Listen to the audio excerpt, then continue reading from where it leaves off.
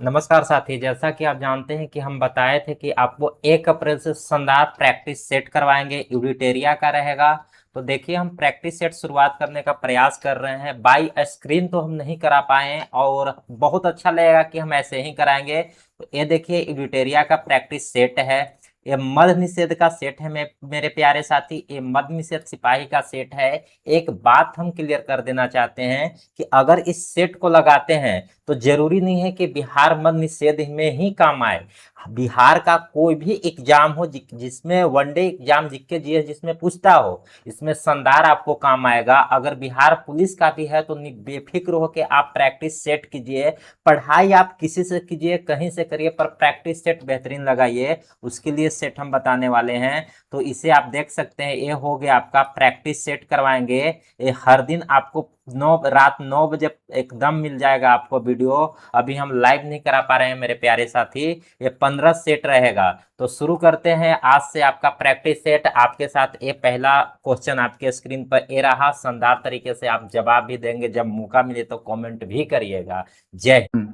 Practice set 1 का पूरी तरह से डिस्कशन करेंगे और लगभग पूरा प्रयास करेंगे कि इसमें 100 प्रश्न में से कम 90 से 95 प्रश्न आपको यही क्लास में याद हो जाए।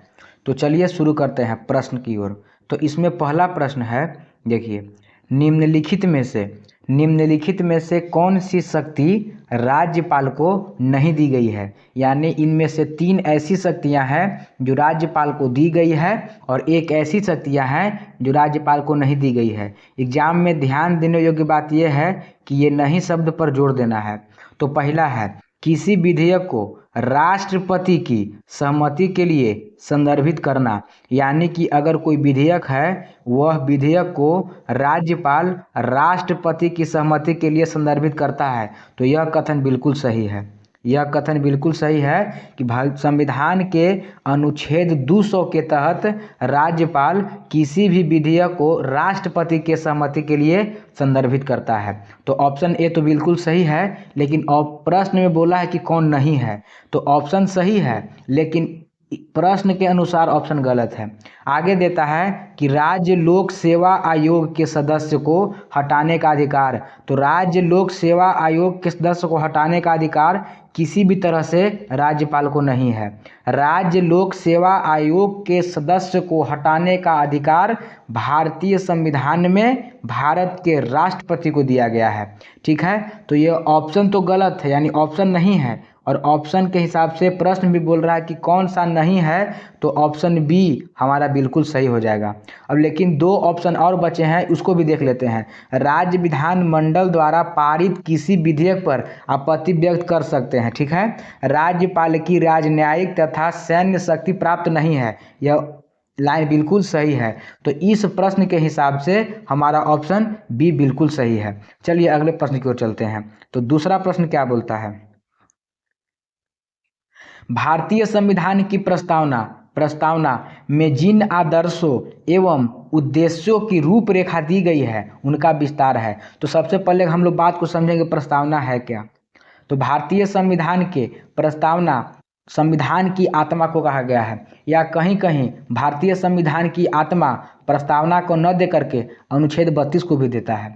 तो दोनों को ध्यान में रखना है। अब यहाँ ध्यान देने योग्य बात है कि भारतीय संविधान में प्रस्तावना लिया कहाँ से गया है। तो प्रस्तावना अमेरिका से लिया गया है और प्रस्तावना का भाषा ऑस्ट्रेलिया से लिया गया है। अब इस प्रश्न में बोलता है कि भारतीय संविधान की प्रस्तावना में जिन आदर्शों एवं उद्देश्यों की रूपरेखा दी गई है उनका विस्तार है। तो मूल अधिकार में भी विस्तार है, मौलिक कर्तव्य और राज्य की नीति तक, यानी कि ऑप्शन डी बिल्कुल राइट है। चलिए आगे देखते हैं अगला प्रश्न। विधान परिषद धन विधेयक को कितने दिन या माह तक रोक सकती है। तो विधान परिषद जो है वो धन विधेयक, ध्यान देने योग्य बात है कि धन विधेयक को केवल 14 दिन तक रोक सकती है, माह तक नहीं। अगर यही बात विधान परिषद के संदर्भ में साधारण विधेयक में पूछता तो 4 माह तक रोक सकती है। क्या माह तक? 4 महीना तक रोक सकती है। अगला प्रश्न हम लोग देखेंगे, उच्चतम न्यायालय की न्यायाधीश बनने की न्यूनतम आयु सीमा क्या होनी चाहिए? तो उच्चतम न्यायालय यानी कि सुप्रीम कोर्ट की न्यायाधीश बनने के लिए न्यूनतम आयु सीमा क्या होनी चाहिए? इसका किसी तरह से किसी प्रकार का कोई सीमा निर्धारण हमारे संविधान में नहीं किया गया है, यानी कि ऑप्शन नंबर डी यहाँ पे पूरी तरह से सही हो जाएगा। लेकिन एक बात ध्यान देने योग्य बात है कि उच्चतम न्यायालयों की न्यायाधीश की न्यूनतम नहीं लेकिन अधिकतम उम्र के बारे में हमारे संविधान में व्याख्या है। तो कितना वर्ष? तो 65 वर्ष के बारे में दिया गया है। और अगर बात हम लोग यही करें उच्चतम न्यायालय न दे करके उच्च न्यायालय यानी हाई कोर्ट के संदर्भ में न्यायाधीश की अधिकतम उम्र पूछे तो उसका 62 वर्ष है। ठीक है। अब एक बात यहाँ पे ध्यान देने योग्य बात है कि अगर उच्चतम न्यायालय का न्यायाधीश बनने का न्यूनतम उम्र सीमा कोई सीमा निर्धारित तो नहीं की गई है, लेकिन अमेरिका के संविधान में उच्च न्यायालय के न्यायाधीशों की अधिकतम उम्र का भी सीमा निर्धारण नहीं किया गया है। यानी कहने का अर्थ है कि अगर कोई व्यक्ति अमेरिका के उच्चतम न्यायालय का न्यायाधीश बन जाता है तो वह मृत्यु यानी अपने देह त्याग यानी प्राण त्यागने तक वहाँ के उच्चतम न्यायालय का न्यायाधीश बना रह सकता है। अब चलिए आगे प्रश्न देखते हैं। भारत सरकार अधिनियम 1919 के बारे में निम्न में से कौन सा एक कथन सही नहीं है? तो देखिए इनमें सांप्रदायिक प्रतिनिधित्व की प्रथा को आगे बढ़ाया गया है, यह ऑप्शन सही है। इनमें इसे मॉन्टेग्यू चेम्सफोर्ड सुधार के रूप में भी जाना जाता है, यह बिल्कुल सही है। आगे देखते हैं। इस अधिनियम के तहत भारत में लोक सेवा आयोग का गठन का प्रावधान किया गया था, यह बिल्कुल सही है। इसके तहत अप्रत्यक्ष चुनाव प्रणाली की शुरुआत की गई थी, यह ऑप्शन गलत है। तो कौन सा सही नहीं है? सही नहीं होने के बावजूद भी यह प्रश्न के हिसाब से ऑप्शन सही है, तो पांचवा के ऑप्शन नंबर डी सही हो जाएगा। अब चलते हैं प्रश्न नंबर 6 की ओर। प्रश्न नंबर 6 क्या कहता है कि कौन सा सुमेलित नहीं है? नहीं पर ज्यादा ध्यान देना है कि कौन सा प्रश्न सुमेलित नहीं है। तो समता के अधिकार, स्वतंत्रता के अधिकार, आप देखिए मौलिक अधिकार की बात कर रहा, सब में अधिकार है, तो मौलिक अधिकार भाग 3 में है, और भाग 3 में है तो समता के अधिकार या समानता के अधिकार 14 से 18 एकदम सही है। स्वतंत्रता के अधिकार 19 से 22 एकदम सही है। शोषण के विरुद्ध अधिकार 23-24 एकदम सही है। धर्म की स्वतंत्रता का अधिकार 25 से 27 न होकर के 25 से 28 तक है, 25 से 28 तक है। यहाँ पे ऑप्शन नंबर डी तो गलत है, लेकिन according to question option number D हमारा सही हो जाएगा, ऑप्शन नंबर डी हमारा सही हो जाएगा। चलिए अगला प्रश्न देखते हैं। ऑप्शन नंबर 7 क्या बोलता है? तो भारत के संविधान के अंतर्गत कल्याणकारी राज्य की अवधारणा निम्नलिखित में से किस अनुच्छेद में वर्णित है? अगर कल्याणकारी राज्य की अवधारणा अनुच्छेद न दे करके अगर भाग के बारे में पूछता तो राज्य के नीति निर्देशक तत्व यानी भाग 4 मारते, लेकिन अगर भाग न दे करके इसमें अनुच्छेद का वर्णन पूछा है तो वर्णन अनुच्छेद 38 में है। कितना में है? अनुच्छेद 38 में। यानी राज्य के नीति निर्देशक तत्व में लोक कल्याण की अभिवृद्धि के लिए सामाजिक व्यवस्था का प्रावधान अनुच्छेद 38 में किया गया है। ठीक है, आगे देखते हैं अगला प्रश्न क्या बोलता है।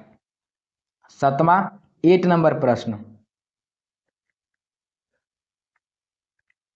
8 नंबर प्रश्न थोड़ा सा ध्यान देने योग्य प्रश्न है कि भारत के राष्ट्रपति के कार्यकाल के अनुसार सही क्रम क्या है? तो सबसे पहले हमको राष्ट्रपति के कार्यकाल के अनुक्रम सही सजाने के लिए हमको लगातार राष्ट्रपति कौन कौन बने हैं हमको याद होना चाहिए।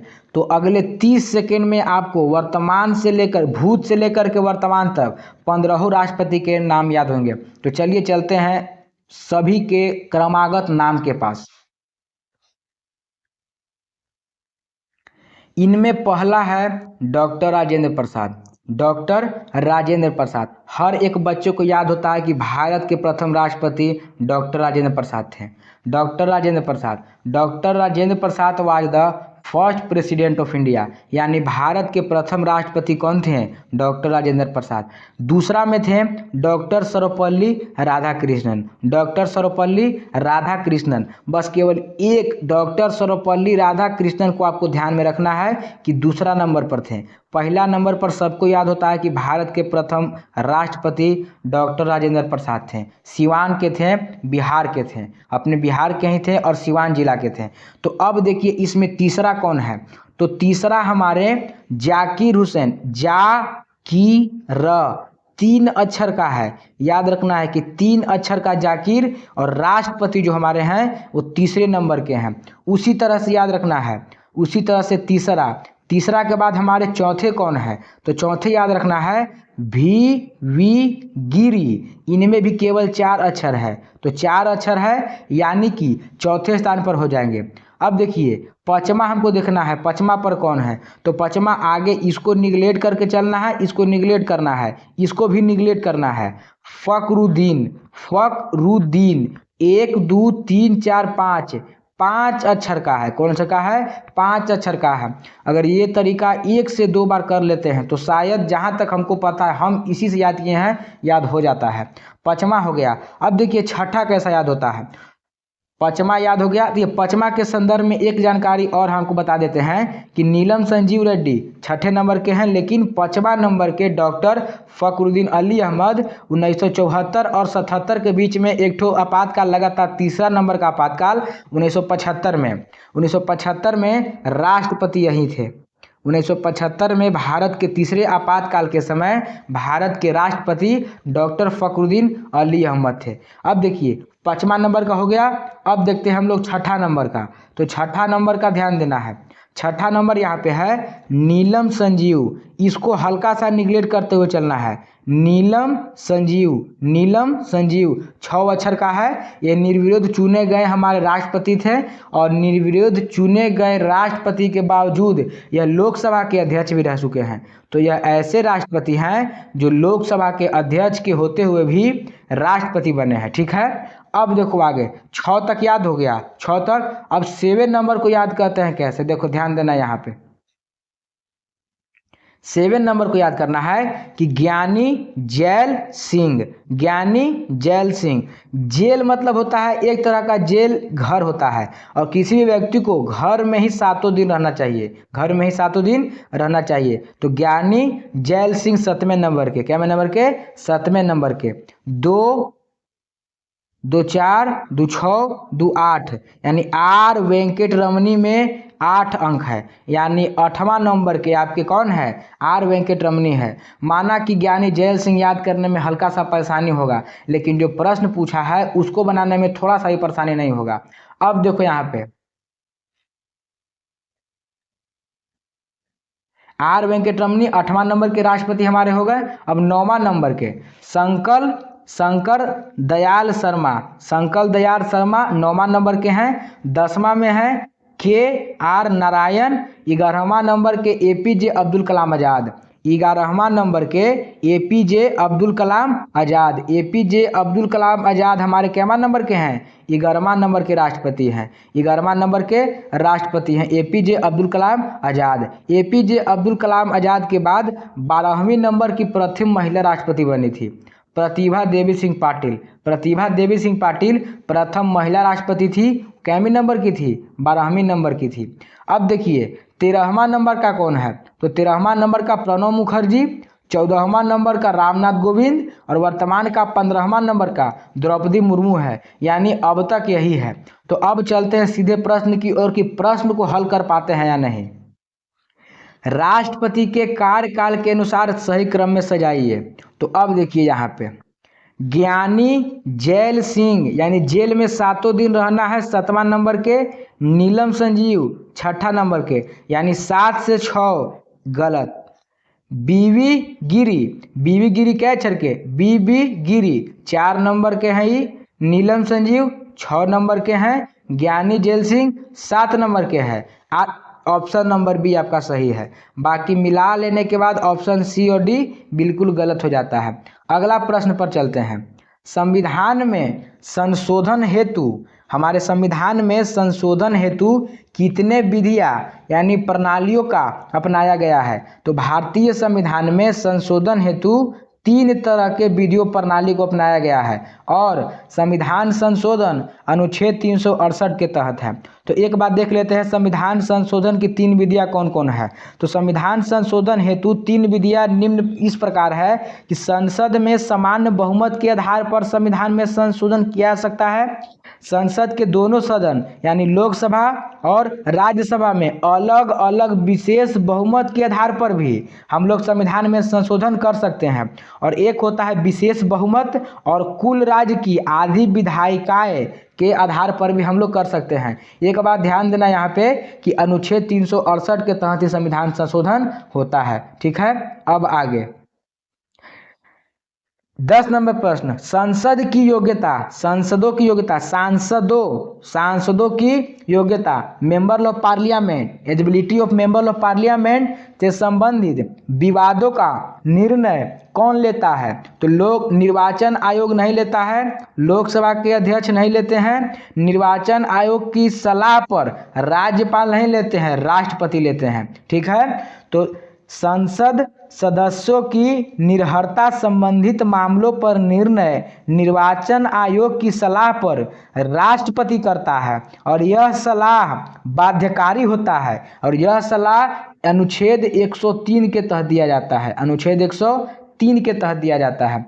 अगला प्रश्न देखिए, प्रश्न नंबर 11, मिलाना है तो तारापुर कहाँ है? तारापुर महाराष्ट्र में है, कैगा कर्नाटक में, नरोरा उत्तर प्रदेश और कुलम तमिलनाडु में।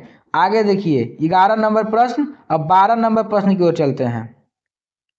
सॉन्ग ऑफ इंडिया के पुस्तक के लेखक कौन है? तो सॉन्ग ऑफ इंडिया के पुस्तक के लेखक सरोजिनी नायडू हैं। और जब बात सरोजिनी नायडू की हो रही है तो बात यहाँ पे ध्यान देना है कि भारतीय महिला कांग्रेस अध्यक्ष बनी थी सरोजिनी नायडू। अगर भारतीय महिला पूछेगा तब सरोजिनी नायडू, लेकिन अगर डायरेक्ट पूछेगा कांग्रेस की पहली महिला अध्यक्ष कौन बनी थी, तो कांग्रेस की पहली महिला अध्यक्ष अगर इसमें भारतीय मेंशन ना हो तो एनी बेसेंट, और अगर भारतीय मेंशन हो तो सरोजिनी नायडू। चलिए प्रश्न संख्या 13 की ओर। तो प्रश्न संख्या 13 की ओर, जल संसाधन दिवस कब मनाते हैं? तो जल संसाधन दिवस 22 मार्च को। तो 22 मार्च को केवल जल दिवस मनाते हैं, 22 मार्च को केवल जल दिवस मनाते हैं। और 22 मार्च को जल दिवस ही नहीं, बिहार दिवस भी मनाते हैं। जल दिवस के साथ साथ बिहार दिवस भी मनाने का काम करते हैं। तो जल संसाधन दिवस तो मार्च के बाद सीधे 1 महीना के बाद अप्रैल में, किस मंथ में? अप्रैल में, 10 अप्रैल को, 10 अप्रैल को। अब देखो यहाँ पे कि प्रश्न नंबर 14, प्रश्न संख्या 14, यहाँ पे ध्यान देने योग्य बात है कि प्रश्न संख्या 14 कहता क्या है? IUCN का मुख्यालय है कहाँ? तो IUCN का मुख्यालय जानने से पहले हम ये जानेंगे कि IUCN है क्या।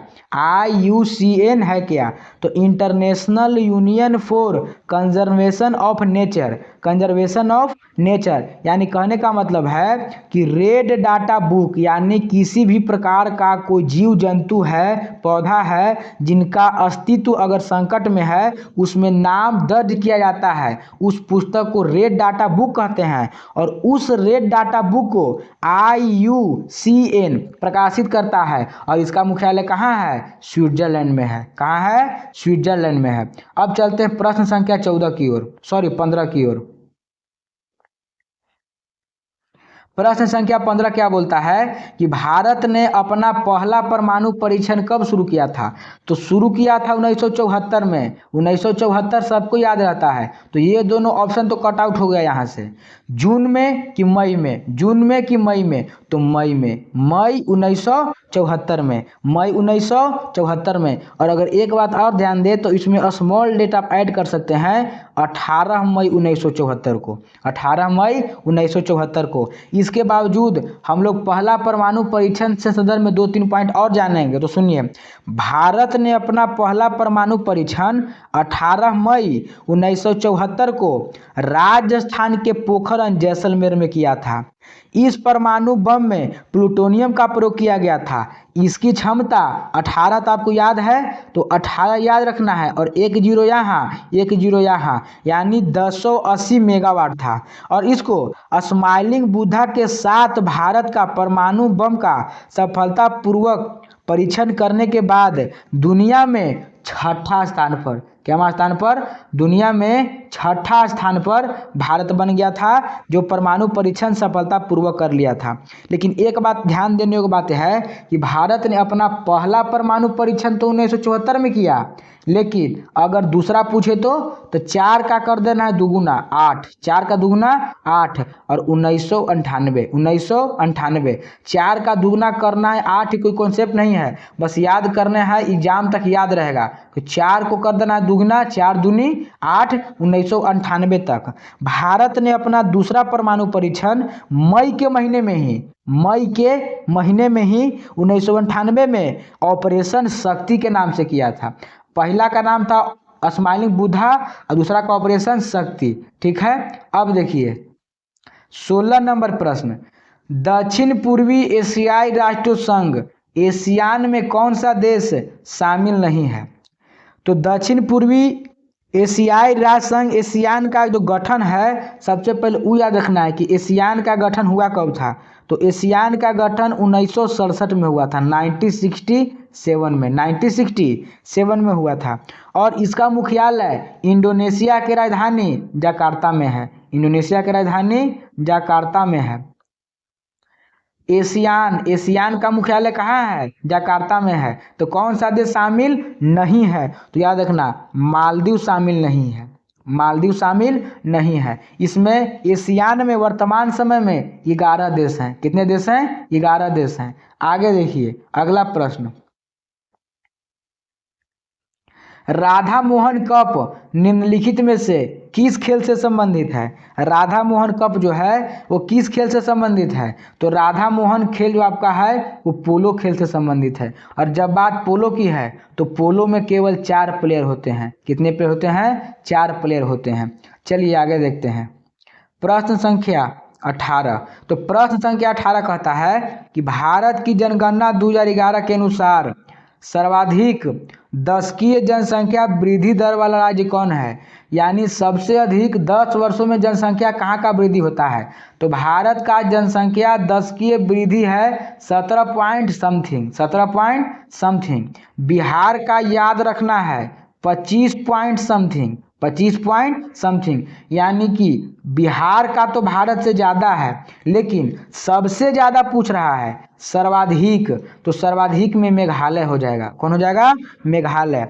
तो अब देखिए बिहार का तो हम बता दिए 25 दशमलव समथिंग, लेकिन मेघालय का कितना है? तो मेघालय का आपका 27 दशमलव समथिंग है, 27 दशमलव समथिंग % है दशकीय वृद्धि, ठीक है। चलिए प्रश्न संख्या 19 की ओर चलते हैं। प्रश्न संख्या 19 में क्या बोलता है? इसमें मिलाना है कि सूची 1 को सैन्य अभियान है और सूची 2 में मध्य है, यानी किन किन देशों के बीच हुआ था। तो सुपर गरुड़ शील्ड किसके किस बीच हुआ था? तो इंडोनेशिया और USA के बीच हुआ था, ठीक है। अचूक प्रहार किसमें हुआ था? तो भारतीय सेना और ITBP के बीच हुआ था। ITBP भारतीय का सेना है। पासेक्स अभ्यास भारत और UK के बीच, और शक्ति अभ्यास भारत और फ्रांस के बीच। आगे देखिए प्रश्न संख्या 20 की ओर, कौन सा प्राणी उद्यान भारत का पहला पूर्ण रूप से एक सेकेंड, कौन सा प्राणी उद्यान भारत का पहला पूर्ण सौर ऊर्जा संचालित चिड़ियाघर बन गया है? तो बात को ध्यान देना है, संचालित चिड़ियाघर सौर ऊर्जा से चलने वाला, यानी सूर्य की लाइट से उसका बिजली का खपत अब पूरा किससे होगा? सौर प्लेट से। अगर सौर प्लेट से होगा तो बिजली में होने वाला जो घाटा था उस उद्यान का वो तो कमेगा। तो याद रखना घाटा को कम रहा है, घाटा जो है बिजली के खपत से होने वाले घाटा को कम रहा है, किससे? सौर ऊर्जा से। तो याद रखना, Bannerghatta biological park, Bannerghatta biological park क्या चीज है? सौर ऊर्जा संचालित चिड़ियाघर बनाया गया है। ठीक है, अब देखिए आगे देखते हैं 21 नंबर प्रश्न।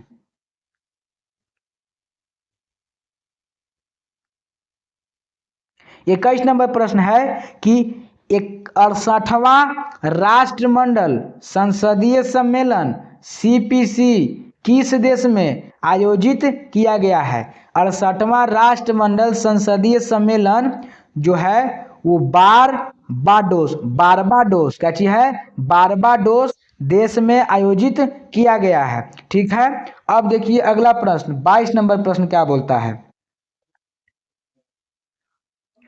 22 नंबर प्रश्न कि कौन सा राज्य पुलिस बल साइबर धोखाधड़ी कॉल को 100% प्रतिक्रिया दल हासिल करने वाला भारत का पहला राज्य पुलिस बन गया है? तो याद रखना है गोवा, याद रखना है गोवा। ये प्रश्न करंट अफेयर से है और इससे पहले वाला प्रश्न भी करंट अफेयर से है। इसका एनालिसिस आप खुद करें तो ज़्यादा बेहतर है। आगे चलते हैं, प्रश्न नंबर 23। प्रश्न नंबर 23 बोलता है कि गोगाबिल झील जिसे हाल में ही रामसर साइट घोषित किया गया है किस राज्य में स्थित है? तो गोगाबिल जो है वो बिहार राज्य में स्थित है। कहाँ स्थित है? बिहार राज्य में स्थित है। अब बात को समझना है कि बिहार राज्य में स्थित होने के साथ साथ यह बिहार के कटिहार जिला में है, बिहार के कटिहार जिला में उपस्थित है। और जब बात बिहार के कटिहार जिला की आती है तो हमको याद गंगा नदी की आती है कि बिहार से गंगा नदी कटिहार से होकर ही बाहर निकलती है। और जब गंगा नदी बाहर निकल रही है तो बक्सर से होकर प्रवेश करती है। और बिहार की जो बात हो रही है, बात गंगा नदी की है, तो 2525 किलोमीटर गंगा नदी की लंबाई है। और बिहार में सबसे ज़्यादा पटना से होकर के 99 किलोमीटर बहती है। और बिहार में गंगा नदी की लंबाई 445 किलोमीटर है। और जब बिहार में गंगा नदी सबसे ज़्यादा पटना में बहता है और बिहार में गंगा नदी बिहार के 12 राज्यों से संपर्क से होकर बाहर जाता है। ठीक है, इतना काफ़ी है। जब नदी का पढ़ेंगे तो नदी में भी देख लेंगे उसको। आगे है केवलम बीच। केवलम एक बीच है जो लगातार 5वें वर्ष अंतर्राष्ट्रीय ब्लू फ्लैग प्रमाण से सम्मानित किया गया है। केवलम बीच किस भारतीय राज्य में स्थित है? यहाँ से अगर ये समझ में भी नहीं आए तो कोई मतलब है नहीं। प्रश्न डायरेक्ट पूछ रहा है कि केवलम बीच किस राज्य में है? केवलम बीच केरल में है। केवलम बीच कहाँ है? केरल में है। केवलम बीच केरल में है। यह केवलम बीच को लगातार 5 वर्षों से अंतर्राष्ट्रीय ब्लू फ्लैग प्रमाणन प्राप्त हुआ है। ठीक है, केरल का यह तट सतत पर्यटन का उत्कृष्ट उदाहरण माना जाता है। ब्लू फ्लैग मान्यता से तटीय संरक्षण एवं स्थानीय अर्थव्यवस्था को बढ़ावा मिलता है। प्रश्न संख्या 25। केंद्रीय गृह मंत्री ने निम्नलिखित में से किस शहर में भारत के सबसे बड़े खेल परिसर वीर सावरकर स्पोर्ट्स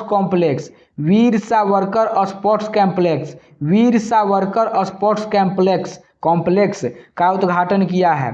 तो गृह मंत्री कहाँ किए हैं? अहमदाबाद राज्य में किए हैं। केंद्रीय मंत्री अमित शाह ने गुजरात के अहमदाबाद शहर में 2025 में भारत का सबसे बड़ा खेल परिसर वीर सावरकर स्पोर्ट्स कॉम्प्लेक्स का उद्घाटन किया है। ठीक है, इस उद्घाटन का कुछ हद तक उद्देश्य यह माना जाता है कि 2036 का ओलंपिक के दृष्टिकोण से निर्मित विश्व स्तरीय तैराकी, एथलेटिक्स, इंडोर आउटडोर खुली सुविधाएं उपलब्ध की जाएगी। अब प्रश्न संख्या 26 की ओर चलते हैं। निम्नलिखित में से किस देश ने OFEK-90 नामक एक जासूसी उपग्रह प्रक्षेपित किया है? यानी सौरमंडल में एक जासूस के रूप में अपने एक उपग्रह को भेजा है। तो कौन भेजा है? इजराइल। इसका राजधानी कहाँ है? जेरूसलम। तो एक जासूसी उपग्रह यह इजराइल द्वारा प्रक्षेपित किया गया है। ओपेक श्रृंखला इजराइल की सैन्य खुफिया उपग्रह प्रणाली का हिस्सा है। ये जो है वो डिफेंस के क्षेत्र में काम करेगा। इसका उपयोग निगरानी करना है, सीमा की सुरक्षा करना है, राजनीतिक खुफिया की जानकारी देना है। ठीक है, इसमें उन्नत प्रकार के सेंसर लगे हुए हैं। ठीक है, और यह इजराइल की आंतरिक और रक्षा तकनीक में आत्मनिर्भरता बनाता है। अगला प्रश्न है प्रश्न नंबर 27। किसे 5 वर्ष के कार्यकाल के लिए न्यू डेवलपमेंट बैंक का उपाध्यक्ष नियुक्त किया गया है? 5 वर्षों के लिए कार्यकाल के लिए न्यू डेवलपमेंट बैंक का उपाध्यक्ष नियुक्त किया गया है। तो option number B Rajiv Ranjan. कौन? राजीव रंजन। अब बात को समझना है, न्यू डेवलपमेंट बैंक जो ब्रिक्स देशों का द्वारा स्थापित एक बहुपक्षीय बैंक है। और जब बात ब्रिक्स की आ रही है तो ब्रिक्स संघाई में है। ब्रिक्स का मुख्यालय संघाई चीन में है और ब्रिक्स में 11 देश हैं। इसका उद्देश्य है कि जो इसमें सदस्य देश के अवसंरचना एवं सतत विकास परियोजनाओं का महत्वपूर्ण सहायता देना है। तो हाल में ही 5 वर्ष के कार्यकाल के लिए न्यू डेवलपमेंट बैंक का उपाध्यक्ष नियुक्त राजीव रंजन किया गया है। ठीक है, वे भारत की ओर से, ये कहाँ के हैं? राजीव रंजन नाम से ही लग रहा है कि इंडियन है। इंडिया यानी भारत की ओर से अंतर्राष्ट्रीय वित्तीय संस्था में प्रतिनिधित्व करेंगे। यह नियुक्ति बैंक के प्रबंधन ढांचे में भारत की भूमिका को सुदृढ़ करेगी। राजीव रंजन को वित्तीय प्रशासक और विकास बैंक का व्यापक अनुभव है। प्रश्न संख्या 28। प्रश्न संख्या 28 क्या बोलता है? इसमें मिलान करना है, कौन क्या है।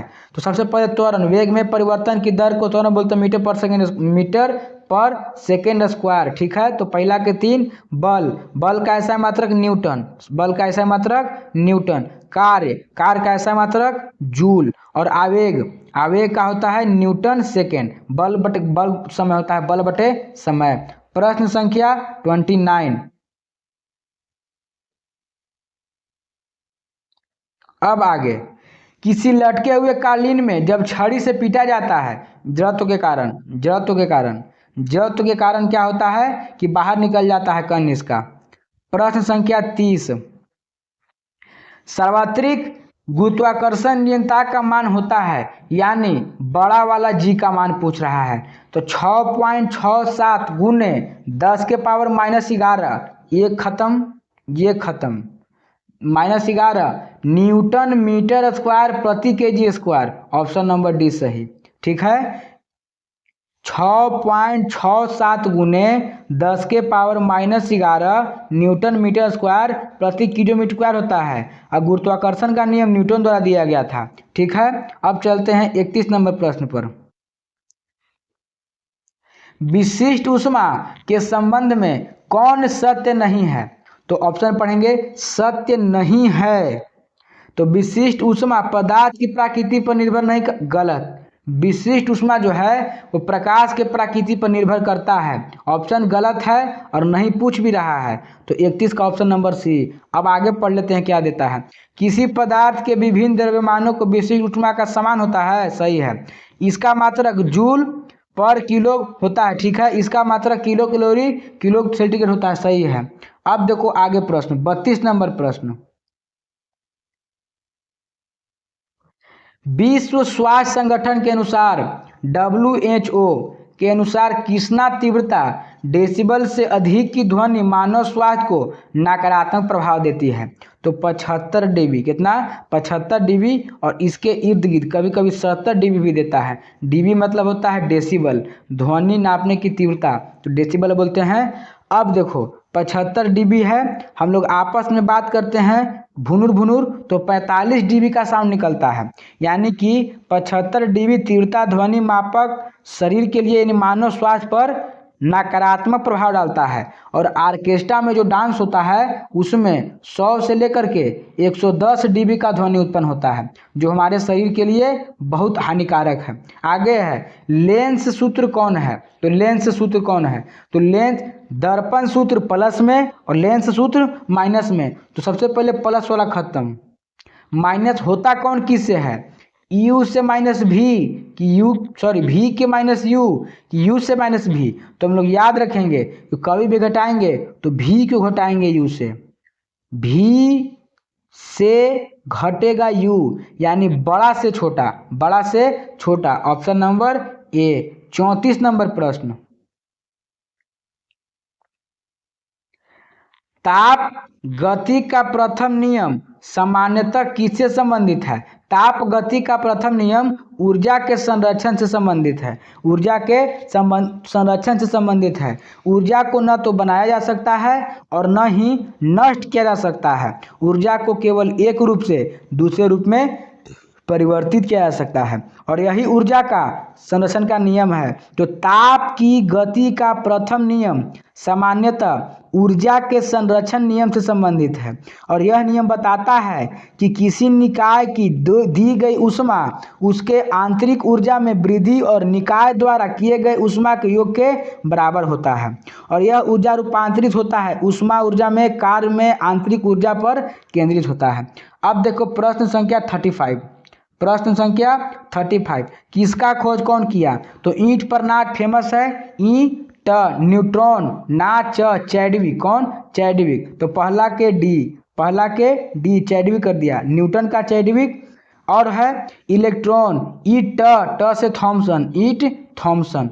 प्रोटॉन रदरफोर्ड नहीं, रदरफोर्ड नाम दिया था गोल्डस्टीन। और परमाणु नाभिक को रदरफोर्ड। ठीक है, अगला प्रश्न देखते हैं 36 नंबर प्रश्न,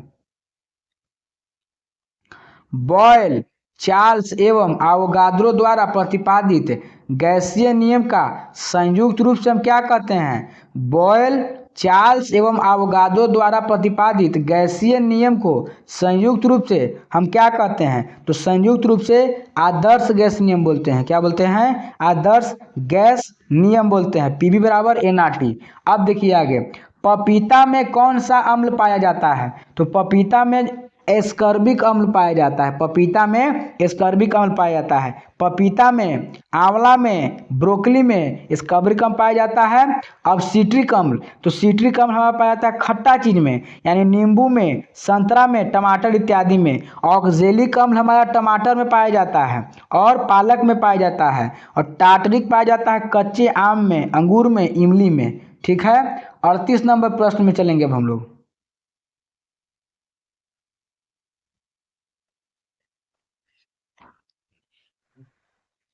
क्षारक वे रासायनिक पदार्थ होते हैं जो जल में घुलकर मुक्त आयन करते हैं। OH माइनस आयन, OH ऋणात्मक आयन करते हैं और जब अम्ल होते हैं वो H प्लस आयन मुक्त करते हैं। चलिए प्रश्न संख्या 39, निलंबित कणों को आकार कितना होता है? निलंबित कण जो होते हैं, तो निलंबित कण कहते किसको हैं? सबसे पहली बात समझेंगे कि निलंबित कण कहते किसको हैं।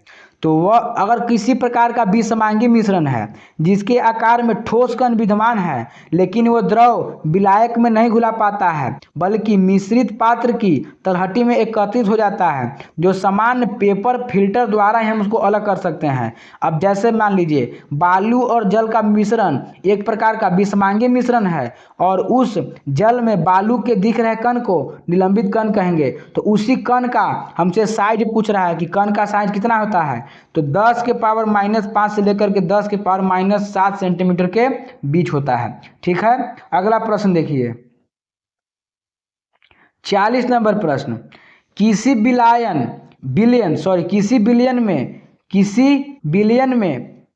बिलियन की कुल मात्रा और मात्रा तथा उनमें मिश्रित विलय की कुल मात्रा का अनुपात क्या कहलाता है? तो विलय की सांद्रता कहलाता है। विलय की सांद्रता को कहते हैं। अगला प्रश्न नंबर क्या बोलता है, आवर्त सारणी के किस वर्ग के तत्व को सामूहिक रूप से क्षारीय मृदा धातु कहा जाता है? आवर्त सारणी के किस वर्ग तत्व को सामूहिक रूप से क्षारीय मृदा धातु कहते हैं? तो वर्ग 2 के, यानी मेंडलीव के आवर्त सारणी के वर्ग 2 के तत्वों को सामूहिक रूप से क्षारीय मृदा धातुएं हम लोग कहते हैं। अब प्रश्न है प्रश्न नंबर 42। प्रश्न नंबर 42 क्या बोलता है कि एसिटिलीन का रासायनिक सूत्र क्या है। तो एसिटिलीन का रासायनिक सूत्र डायरेक्ट रटना है C2H2 C2H2 एसिटिलीन। ठीक है, आगे प्रश्न है निम्नलिखित में से कौन सा सुमेलित नहीं है। तो अमाशय यानी पेट में अम्ल का निर्मोचन होता है, सही है। बड़ी आंत में जल का अवशोषण होता है, सही है। छोटी आंत पचते हुए भोजन के रुधिर में वाहिनी कर सकता, सही है। यकृत शरीर की सबसे बड़ी ग्रंथि है, यहाँ तक तो ठीक है, लेकिन अगर शरीर की मिश्रित ग्रंथि है तब यकृत नहीं होगा, तब अग्नाशय हो जाएगा, यानी सुमेलित नहीं है। ऑप्शन नंबर डी आपका सही है। ऑप्शन नंबर डी सही है। चलते हैं प्रश्न नंबर 44 की तरफ। मानव शरीर के परिसंचरण तंत्र के किस भाग में ऑक्सीजन रहित रक्त प्रवाह होता है। सबसे पहले ऑक्सीजन रहित का अर्थ होता है कि नहीं है, रहित का अर्थ है कि ऑक्सीजन उसमें नहीं है। तो ध्यान देना है कि शिरा में धमनी और शिरा, धमनी हमेशा ऑक्सीजन सहित ले जाता है और शिरा हमेशा ऑक्सीजन रहित ले जाता है, ऑक्सीजन नहीं होता है। लेकिन शिरा यहाँ पे 2 गो है, ये ऑप्शन कट गया। ये दिल की बात है, दिल में रहने देते हैं। फुसफुस शिराएं, अगर जिसके आगे फुसफुस लग जाता है तो उसका काम उल्टी होना शुरू हो जाता है, यानी महाशिराएं। कौन सा? महाशिराएं। Option number C. अब देखिए आगे, वाष्पोत्सर्जन के लिए पौधों को निम्नलिखित संरचनाओं में कौन जिम्मेवार है। तो जाइलम जल को ले जाता है, मूल जड़ से जल को खींचता है, छाल सहारा प्रदान करता है, सुरक्षा देता है। पौधों में छोटा छोटा स्टोमाटा या रंध्र वाष्पोत्सर्जन के लिए जिम्मेवार होता है। प्रश्न संख्या 46। जल में आर्सेनिक की मात्रा बढ़ जाने से कौन सा रोग होता है। तो जल में आर्सेनिक की मात्रा बढ़ जाने से ब्लैक फुट नामक रोग हो जाती है। और अगर शरीर में आर्सेनिक की मात्रा बढ़ जाती है तो जनन क्षमता कम कर देती है। ठीक है, अगर हमारे शरीर में किसी तरह से आर्सेनिक ज़्यादा मात्रा में आ जाता है तो बच्चे को पैदा करने की क्षमता हमारे शरीर से ख़त्म हो जाती है, यानी मानवीय शरीर से ख़त्म हो जाती है। अब यहाँ पे देख लेते हैं कि ब्लू बेबी क्या है।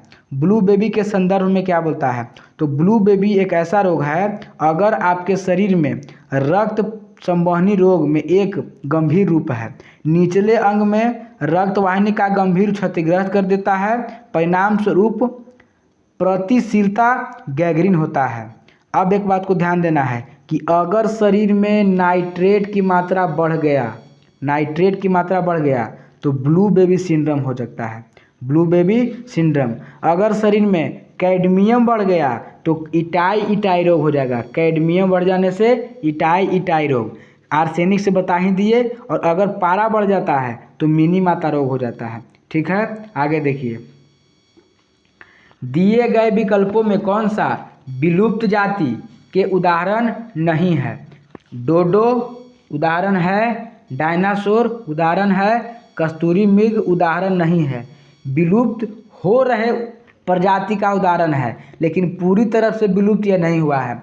अब बात को ध्यान देना है कि विलुप्त हो रहे जनजाति को हम लोग रेड डाटा बुक में पढ़ते हैं, और इसी रेड डाटा बुक को IUCN जारी करता है, और इसी को IUCN का मुख्यालय हम लोग पीछे स्विट्जरलैंड पढ़े हैं। ठीक है, अब देखिए 48 नंबर प्रश्न क्या बोलता है। केंद्रीय टसर अनुसंधान प्रशासनिक केंद्र कहाँ है। तो केंद्रीय टसर अनुसंधान प्रशासनिक केंद्र रांची में है। क्वेश्चन नंबर 47 47 एक पेज गायब है शायद, एक सेकंड। प्रश्न संख्या 48, इसमें बोलता है कि कार्बोहाइड्रेट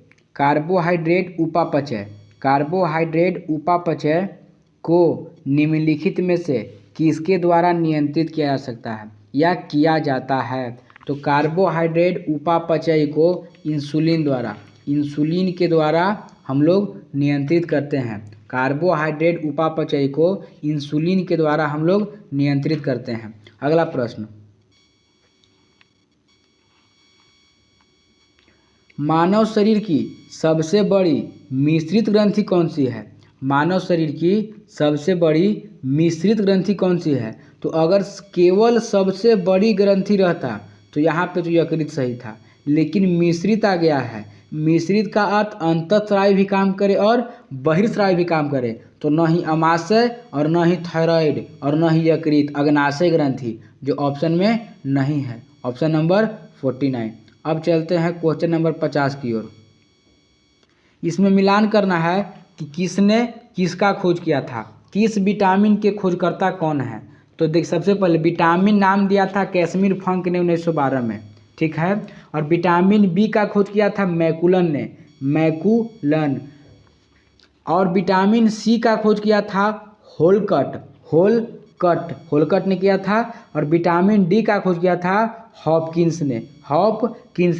अब इसका रासायनिक नाम एक बार देख लेना है कि विटामिन ए का रासायनिक नाम रेटिनॉल, विटामिन बी का थाइमिल, सी का एस्कर्बिकम, डी का कैल्सीफेरॉन, ठीक है।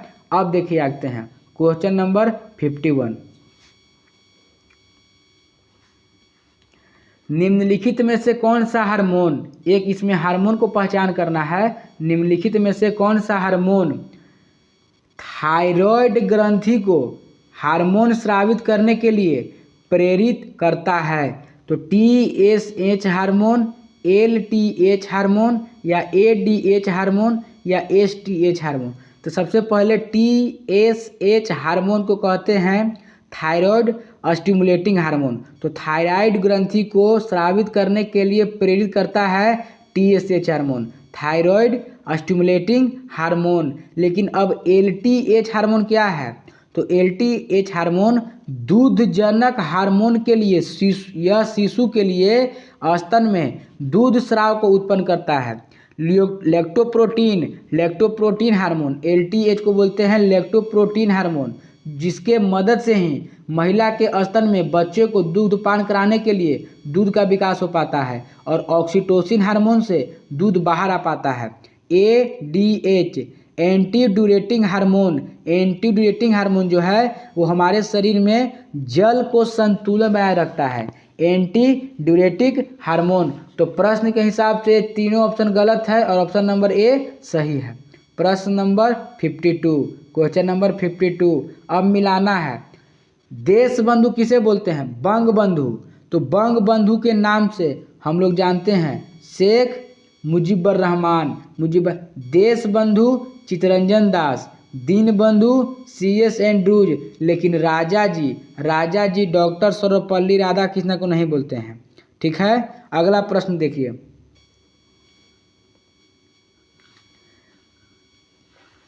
ग्रीनोकाइट जो है किसका अयस्क है? तो ग्रीनोकाइट आपका कैडमियम का अयस्क है।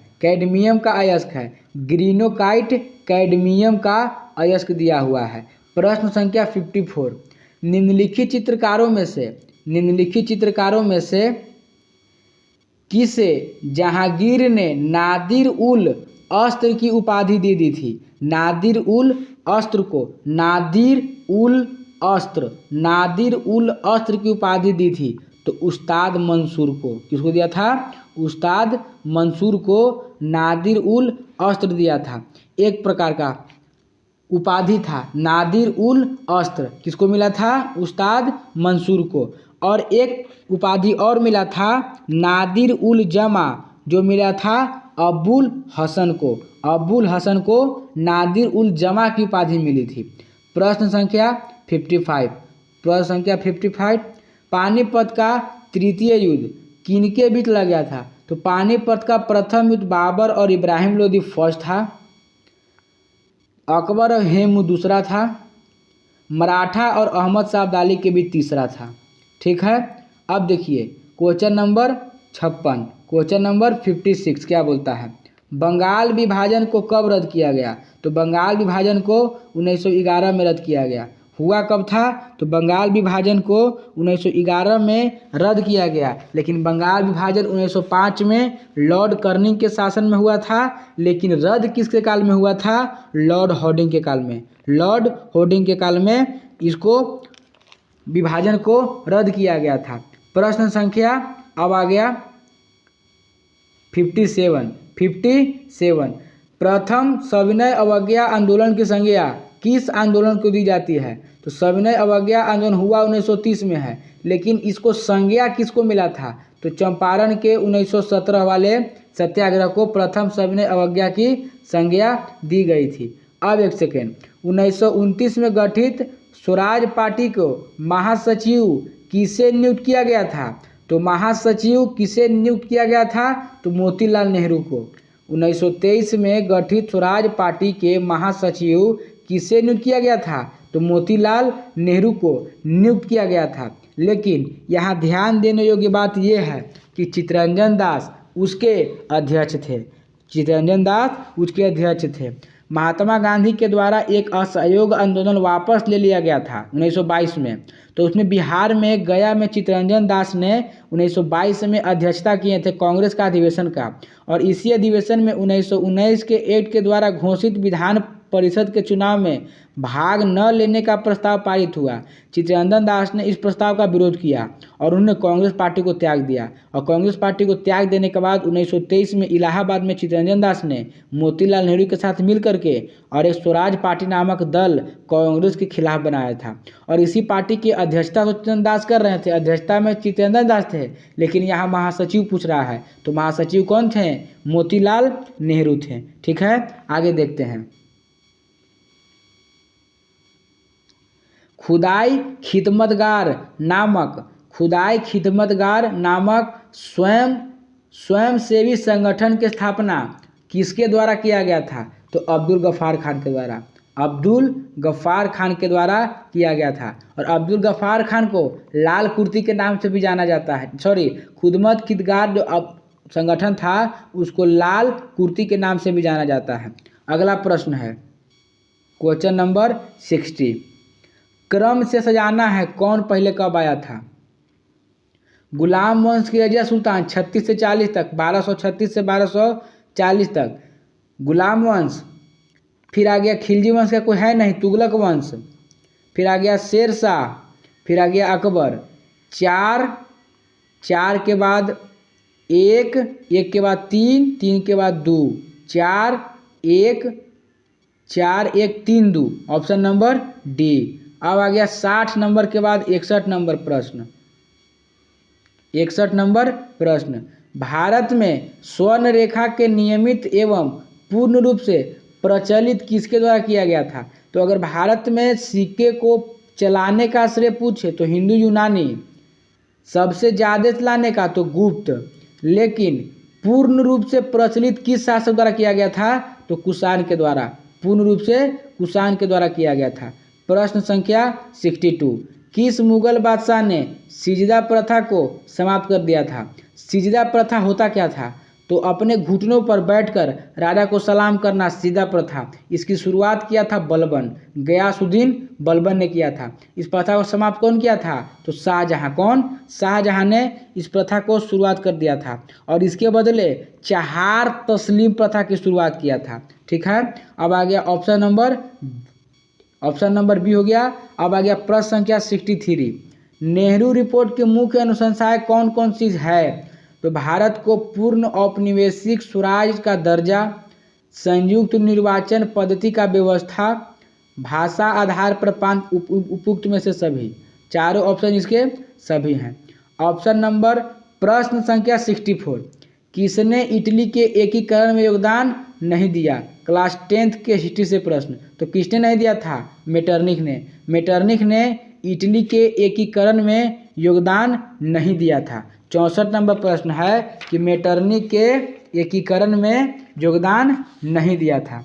अब देखिए 65 नंबर प्रश्न, बोसाल्ट चाय पार्टी किस वर्ष हुई थी? बोसाल्ट चाय पार्टी किस वर्ष हुई थी? तो 1773 में चाय के पेटी को बाहर फेंक देना, चाय के पार्टी को समुद्र में फेंक देना क्लास 9th के हिस्ट्री का प्रश्न है, ठीक है। बोसाल्ट चाय पार्टी किस वर्ष हुई थी? 1773 में हुई थी। तो इसमें बोसाल्ट चाय पार्टी 1773 में हुई थी। यह ब्रिटिश सरकार की कराधान नीतियों यानी विशेषकर 1773 में चाय अधिनियम के खिलाफ अमेरिका उपनिवेशवादी का एक राजनीतिक विरोध था। इस घटना में उपनिवेशवादियों के एक समूह ने वेस्टर्न हार्बर में लंगर डाले 3 ब्रिटिश जहाज़ों पर चढ़ करके चाय की 342 पेटी फेंक दी थी, ठीक है। प्रश्न संख्या 66 क्या बोलता है? काली मृदा के संबंध में कौन सा कथन सही है? तो सबसे पहले काली मृदा हम लोग देख लेते हैं। काली मृदा भारत में है कहाँ? ऊपर जलोढ़ मृदा, यहाँ लाल मृदा, इधर काली मृदा, अब यहाँ पे लेटराइट मृदा। तो काली मृदा यहाँ पे है, ठीक है। तो अब देखते हैं, इसमें लोहा के अंश अपेक्षाकृत अधिक होते हैं। इसमें लोहा के अंश लाल मिट्टी के अपेक्षा अधिक होते हैं। लाल मिट्टी का रंग लाल होता है लोहा के अंश के कारण, लेकिन लोहा के अंश अत्यधिक किसमें होता है? काली में। इसका निर्माण बेसाल्टिक लावा के विखंडन के फल स्वरूप हुआ, एकदम सही है। काली मिट्टी में ही कपास को उगाया जाता है, इसलिए इसे कपासी मृदा भी कहते हैं और रेगुर मृदा के नाम से भी जानते हैं। यानी ऑप्शन नंबर डी 66 बिल्कुल सही है। अब आते हैं प्रश्न नंबर 67। प्रश्न संख्या 67। तो प्रश्न संख्या 67 हमारा बोलता है कि केंद्रीय टसर अनुसंधान प्रशिक्षण केंद्र कहाँ स्थित है? तो रांची में है। कहाँ है? रांची में है। आगे देखिए क्वेश्चन नंबर 68 में पूर्ण रूप से मिलान करें। कौन सा ज्वालामुखी पर्वत है और कहाँ पे स्थित है? कौन सा ज्वालामुखी पर्वत है और कहाँ पे स्थित है? तो सबसे पहले हम लोग ध्यान देंगे कि विसुवियस कहाँ है? तो विसुवियस एक सेकेंड, निम्नलिखित विकल्पों में से कौन सा विकल्प सही नहीं है? सही नहीं को देखना है। तो विसुवियस जो है ना, विसुवियस इटली में है और विसुवियस यहाँ पे फिलीपींस दिया हुआ है। तो ऑप्शन नंबर ए गलत है, लेकिन क्वेश्चन भी गलत को खोज रहा है, तो ऑप्शन नंबर ए हमारा सही हो जाएगा। विसुवियस कहाँ है? इटली में है। तो याद कर लेते हैं।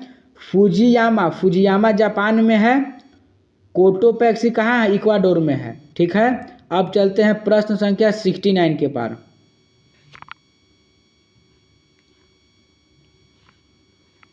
भारत में हिमालय केवल 5 राज्यों में फैला हुआ है, बिल्कुल गलत।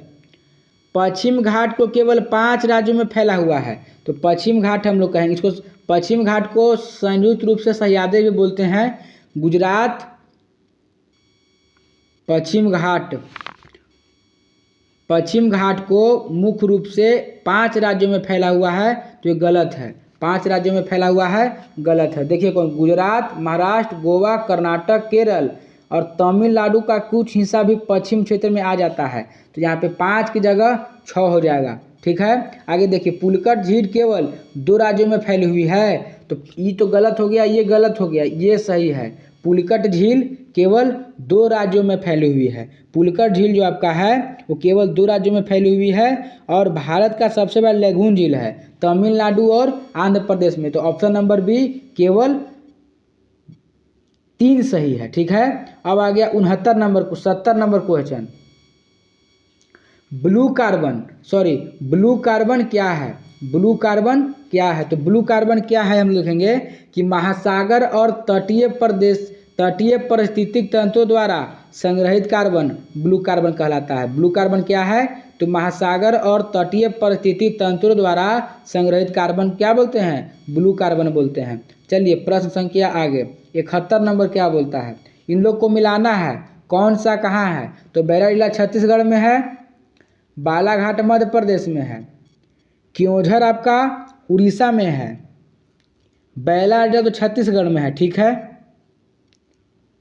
क्योंझर आपका उड़ीसा में है, ठीक है। बालाघाट मध्य प्रदेश में, ठीक है। और केंद्रमुख कर्नाटक में है। तो यहाँ पे ऑप्शन देखने में एक सेकेंड, वही तो ऑप्शन ही नहीं मिल रहा था हमको। बैलाडीला छत्तीसगढ़ यानी 3 से, तो एक ऑप्शन ही हो सकता है, एक ऑप्शन ही, ये तो खत्म हो गया और ये भी खत्म हो गया, ठीक है। बालाघाट मध्य प्रदेश 3 4, बालाघाट मध्य प्रदेश 3 और बालाघाट मध्य प्रदेश, तो 3 में 4 ये है, 3 में 4 ये है, यानी option number B, option number B. आगे देखते हैं 72 नंबर। 72 नंबर क्या होता है? कृषि पद्धति क्या है? सबसे पहले बुआई तो होता नहीं है, मिट्टी तैयार करते हैं। यहाँ तक तो तीनों सही है। मिट्टी तैयार करते हैं, मिट्टी तैयार करने के बाद हम लोग बुआई करते हैं, ना कि सिंचाई करते हैं। 72 का बी, 72 का ऑप्शन नंबर बी। अब चलते हैं 73 नंबर प्रश्न में। निम्नलिखित में किस प्रकार के जलवायु का प्रभाव बिहार में रहता है? तो बिहार में CWG या CWA रहता है, CWG या CWA रहता है। कोपेन के जलवायु वर्गीकरण के अनुसार बिहार में CWA रहता है। और अगर उत्तरी बिहार का स्पेशल पूछे तो AW, उत्तरी बिहार का AW कोपेन का जलवायु वर्गीकरण है। ठीक है। 74 नंबर प्रश्न क्या बोलता है, देखते हैं। उष्णकटिबंधीय चक्रवात को बनने के लिए संबंध में निम्नलिखित में से कौन सा कारक सही नहीं है? तो समुद्र का तापमान 27 डिग्री से अधिक होना चाहिए, सही है। उष्णकटिबंधीय चक्रवात निम्न अक्षांश के भूमध्य रेखा के 5 डिग्री अक्षांश के भीतर समुद्र में बनते हैं। तो अगर अक्षांश 5 डिग्री के भीतर बनते हैं तो ये ऑप्शन गलत है, 74 का बी गलत है। तो देखो, उष्णकटिबंधीय चक्रवात निम्न अक्षांशों में भूमध्य रेखा के 5 के भीतर बनते हैं, ये गलत है। तो बनते कब हैं? तो उष्णकटिबंधीय क्षेत्रों में उत्पन्न तथा विकसित होने वाले चक्रवात उष्णकटिबंधीय चक्रवात कहते हैं। और ये 5 डिग्री से 30 डिग्री उत्तर और 5 डिग्री से 30 डिग्री दक्षिण के मध्य बनते हैं। ठीक है, 5 डिग्री के पार बनता है। ठीक है, 5 डिग्री के अंदर भीतर नहीं बनता है, 5 डिग्री के पार और 30 डिग्री के भीतर बनता है। ठीक है, आगे ब्यूफोर्ट स्केल किसका मापक है? तो ब्यूफोर्ट स्केल से हम लोग पवन की दिशा मापते हैं, पवन की दिशा मापते हैं हम लोग। आगे देखिए 76 नंबर, किस महासागर का सर्वाधिक विस्तृत महाद्वीपीय ढलान है? तो अटलांटिक महासागर का महाद्वीपीय विस्तृत ढलान बहुत ज़्यादा है। ठीक है, अगला न क्वेश्चन नंबर 77। भारत में क्षेत्रीय ग्रामीण बैंक का विकास कब हुआ था? 1975 में, 1975 में गांव में यानी भारत में ग्रामीण बैंक का विकास हुआ था। अब प्रश्न नंबर 78, मानव विकास सूचकांक ह्यूमन डेवलपमेंट इंडेक्स में कौन सा आयाम सही नहीं है? लंबा जीवन और स्वस्थ जीवन है, ज्ञान अर्जन की क्षमता है, प्रति व्यक्ति आय है। लेकिन स्वच्छ पर्यावरण और प्राप्ति हेतु योग्यता, इसका उल्लेख ह्यूमन डेवलपमेंट इंडेक्स में नहीं किया गया है, यानी ऑप्शन नंबर डी। जब बात ह्यूमन डेवलपमेंट इंडेक्स की कर रहे हैं तो यहाँ पे ध्यान देंगे, वर्तमान समय में भारत 130वां रैंक पर है, भारत 130वां रैंक पर है और फर्स्ट रैंक पर स्विट्जरलैंड है, फर्स्ट रैंक पर स्विट्जरलैंड, फर्स्ट रैंक पर स्विट्जरलैंड और भारत का स्थान 130वां है, 130वां है। अब देखिए प्रश्न संख्या 79, किस वर्ष भारतीय रुपया को एक ही माह में 2 बार अवमूल्यन किया गया था? एक बार, 2 बार, एक ही वर्ष में 2 बार। LPG के समय यानी 1991 के समय। सामुदायिक विकास कार्यक्रम की शुरुआत किस पंचवर्षीय योजना के तहत हुई थी? सामाजिक विकास, तो सामाजिक विकास की शुरुआत पंचवर्षीय योजना प्रथम में हुई थी, जिसका कार्यकाल 1961 से 1951 से 56 तक था, 51 से 56 तक था। और इसके अध्यक्ष प्रधानमंत्री पंडित जवाहरलाल नेहरू थे और यह हैरोल्ड डोमर पद्धति पर आधारित था। प्रश्न संख्या 81, प्रश्न संख्या 81 क्या बोलता है कि निम्नलिखित में से कौन सी नीतियाँ असंदिग्ध रूप से ब्याज दर बढ़ाने में सहायता करती है जिसके फलस्वरूप मुद्रा अधिमूल्यन होता है? तो इसका होता है संकुचनकारी मौद्रिक नीति एवं विस्तारकारी राजकोषीय नीति। इकोनॉमिक्स का क्वेश्चन है। अगला नंबर 82 नंबर प्रश्न, न्यूनतम समर्थन मूल्य के संबंध में कौन सा कथन सही नहीं है? तो न्यूनतम समर्थन मूल्य के संबंध में कौन सा कथन सही नहीं है? तो इसका निर्धारण भारतीय खाद्य निगम द्वारा किया जा सकता है, ये सही नहीं है, यानी ऑप्शन के अनुसार यही हो जाएगा। ठीक है, अब देखिए 82 के बाद 83 नंबर प्रश्न इंग्लिश है। 83 नंबर प्रश्न में English.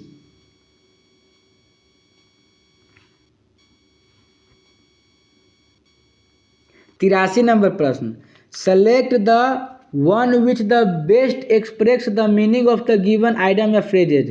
Take time by the forelock इसका अर्थ क्या होता है?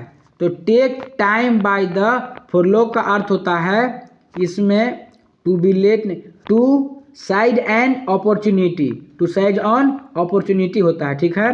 84 नंबर प्रश्न, select the one which is nearest in meaning to the given word इसका अर्थ क्या होता है? 84 तो फ्लैशहुड होता है, इसका अर्थ फ्लैशहुड नियरेस्ट नज़दीक है। क्वेश्चन नंबर 85 श्री कृष्ण के अनेकों नाम है का शुद्ध रूप क्या है? तो कनिष्क के श्री कृष्ण के अनेकों नाम का शुद्ध है श्री कनिष्क के अनेक नाम है। आवर्तक शब्द का विलोम क्या हो जाएगा? आवर्तक का हो जाएगा अनावर्तक, आवर्तक का अनावर्तक। प्रश्न संख्या 87, किस समाज में दोनों पद मिलकर एक नया अर्थ प्रकट करते हैं? तो बहुब्रीहि समाज। जिस समाज में प्रयुक्त शब्दों में से कोई भी शब्द प्रधान नहीं होता है अपितु बाहर से ही आकर कोई शब्द प्रधान बन जाता है उसे बहुब्रीहि समाज कहते हैं। जैसे दशानन, बारहसिंगा, निशाचर, दशमुख, चंद्रशेखर इत्यादि। खोदा पहाड़ निकली चूहिया का अर्थ क्या हो जाएगा? परिश्रम अधिक फल कम, परिश्रम अधिक और फल का कम होना। अब देखो 89, देश का गौरव की रक्षा करना सभी नागरिकों का कर्तव्य है और कर्तव्य को हम ना नाप सकते हैं ना तौल सकते हैं, समूह भी नहीं होगा। यह भाववाचक, इसको हम केवल महसूस कर सकते हैं, अपने कर्तव्य को महसूस कर सकते हैं। क्वेश्चन नंबर 90, व्यंजन संधि है। व्यंजन संधि कौन है? तो सत प्लस जन व्यंजन संधि है। ठीक है। इसका संधि विच्छेद करने पर सत प्लस जन होता है। अब आगे 91 नंबर प्रश्न, कौन सा कमल का पर्यायवाची शब्द नहीं है? जलज मतलब कमल होता है, जलद का मतलब हो जाता है बादल। ठीक है। आगे question number 92, select the most appropriated option for the given alternative to fill in the blanks. I have been knocking at the door for 10 minutes but nobody has open it yet. Open it yet, यहाँ पे has open होगा, यहाँ पे has opened. 93 number प्रश्न देखते हैं। 93 number प्रश्न math है। 94 भी मैथ है, 95 मैथ है, 96 मैथ है, 97 98 मैथ है। 99 देख लेते हैं। 99 रीडिंग है 100 क्या बोलता है कि ईंट से दीवार बनता है, शुद्ध युग्म को चुनिए। अलग जो है अलग शब्द युग्म को चुनिए। ईंट से दीवार बनता है, लकड़ी से फर्नीचर बनता है, लुगिस कागज, लेकिन अयस्क से धातु बनता है, धातु से अयस्क नहीं बनता है। ऑप्शन नंबर 100 का डी हो जाएगा। अब बात रहा मैथ का, तो 3 4 या 15 सेट करा देने के बाद लास्ट में एक सेट उठाएंगे, कम से कम उसमें